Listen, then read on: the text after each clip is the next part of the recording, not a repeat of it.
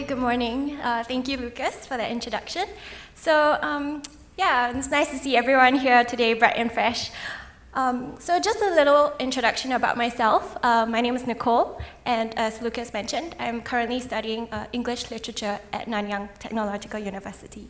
So currently, I am an intern with the RAHS program office. So on my very first day of my internship, my supervisor, Jensen over there, he actually approached me and asked if I would prefer to do a 10,000 word research paper or to do a 10-minute presentation. So, I mean, I thought, okay, a 10,000 word research paper, that's like my thesis, and I'm going for it like for 1 year. And how am I supposed to do that in a short span of 3 months?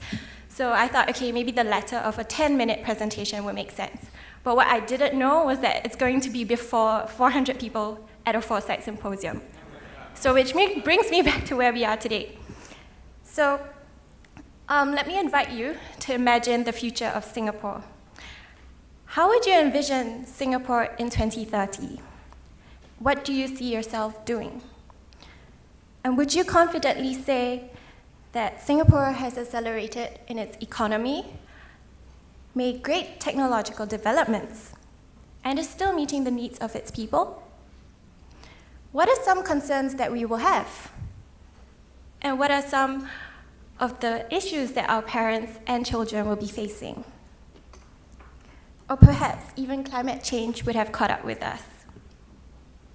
So when I was first assigned to this project, I thought about the great leaps and challenges that Singapore would potentially face. And you may have heard of this projection in one way or another, but so today I have decided not to just paint some grand narrative of a technological utopia that Singapore will be in the future, but rather I'm here to offer a simple account of myself and other ordinary Singaporeans live and get by. So in the 2030s, I'll be past my mid-30s, dealing with, but not hopefully getting overwhelmed by all the different leaps that Singapore has taken to stay relevant and thriving. And this should be a huge concern for all of us.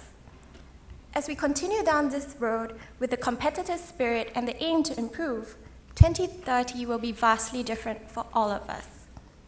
Much of what we do or come in touch with in our day-to-day life will be much more precise, calculated, and algorithm-based. The connectivity that we will come to experience both online and offline will defy what we can conceive. So let me share with you some of my thoughts and concerns of the future. So these are the 3 main areas that I will be looking at: the future of community assistance, the future of work and education, as well as the future of society. So in the 2030s, my generation and I will feel more empowered and resilient as our lives will be balanced between work and family. And with the convenience of having our daily needs met, hopefully, I will lead a comfortable life. But let's not forget about those who have not been as fortunate.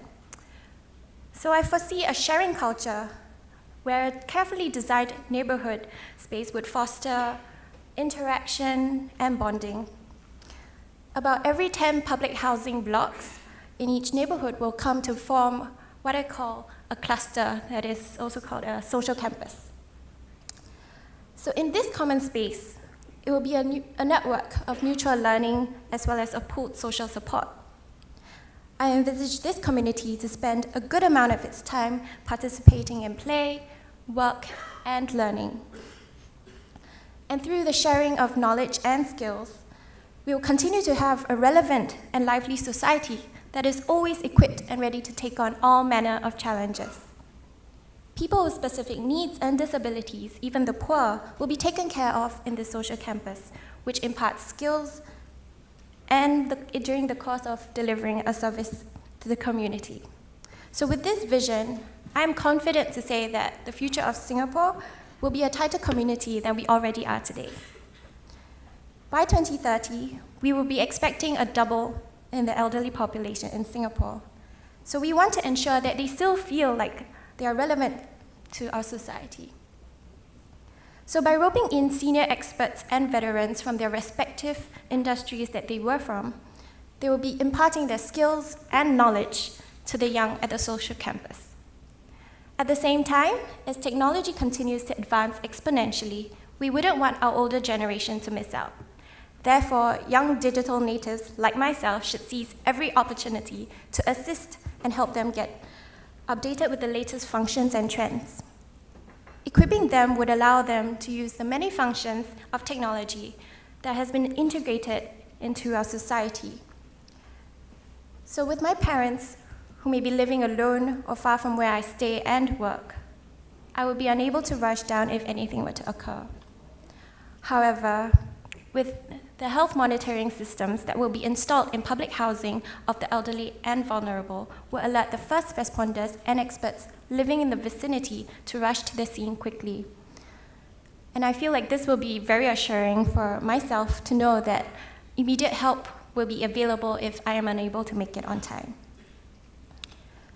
These monitoring systems will monitor our personal state of health with a wearable health tracker device that can record our health progress and flag up any issues for us to act upon.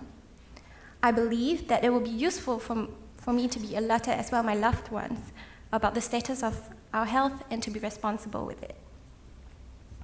I foresee my retired mother still putting her teaching skills to good use at the social campus.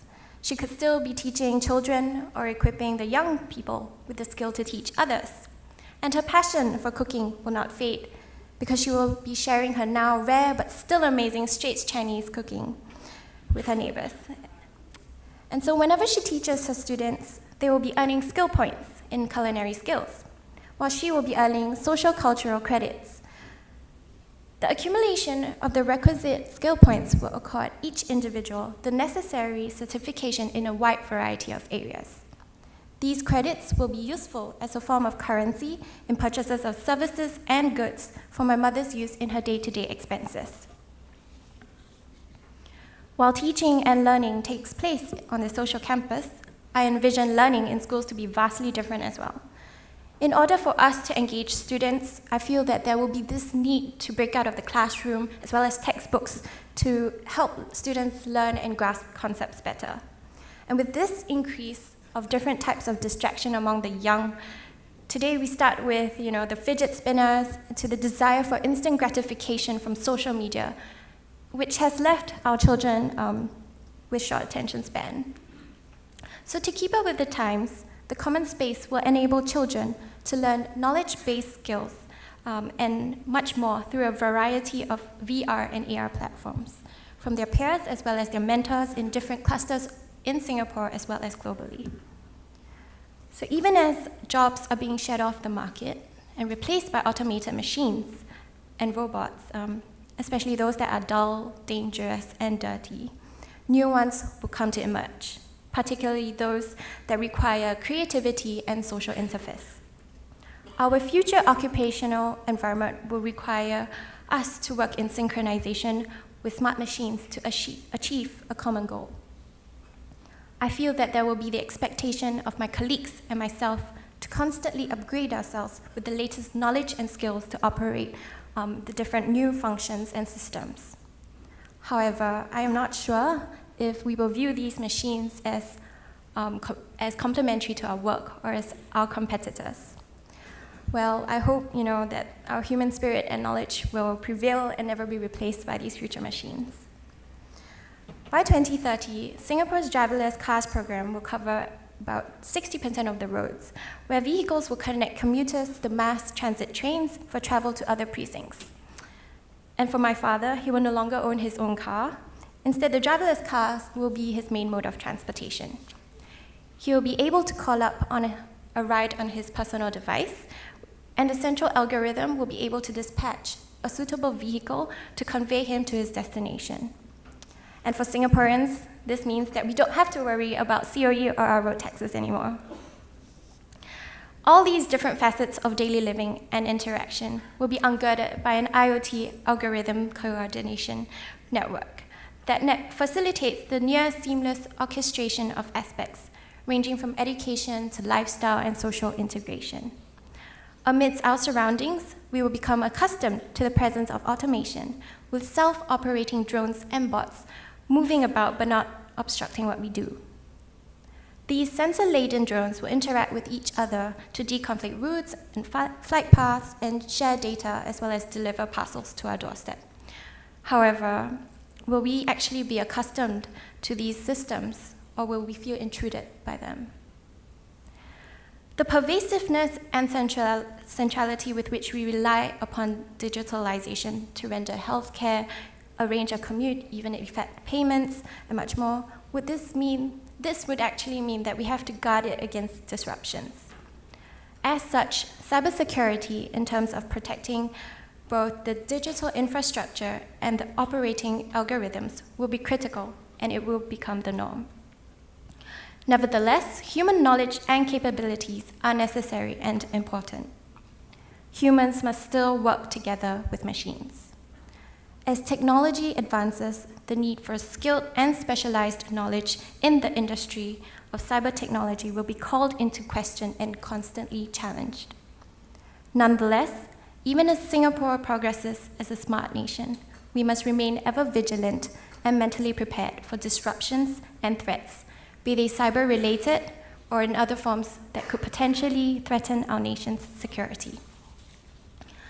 I fear that we may be pushed further from a community and pulled towards an inevitable desocialized society, where we will interact with our machines more than holding genuine conversations with each other. Will Singaporeans become complacent and take our comfort for granted as things are made easy and possible for us? As much as these technologies and ideas would have made our lives simpler, would we be able to live authentically rather than living as humanoids? There are also concerns that an over-reliance on technology could impact on how we exist as individuals and as a nation. Will our identity and behavior be defined by technological advancements, or would who we are define and shape how we utilize this technology? Hopefully, we will retain enough of our independent Singaporean identity to build a stronger nation, empowered by our resources as we forge ahead into the future. While the world continues to battle with turbulent times and uncertainty, Singapore must be able to keep up with the expectations and still maintain good relations with other countries. So I believe that in 2030, Singapore will continue to humbly strive and be attractive and relevant for her community. Thank you. Yeah.